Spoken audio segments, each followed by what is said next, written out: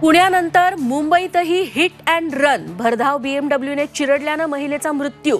आरोपी मिहिर शहाचं जुहूच्या बारमध्ये 18,000 रुपयांचं बिल।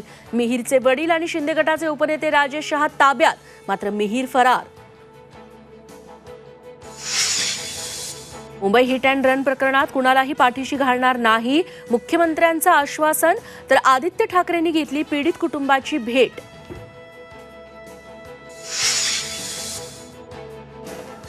मराठा समाजाला सरसकट आरक्षण द्या। परभणीच्या रॅलीत जरांगेंची पुन्हा मागणी। सगळे सोयरीच्या मागणीवरही जरांगे ठाम, मरेपर्यंत मागे हटणार नाही, जरांगेंचा इशारा।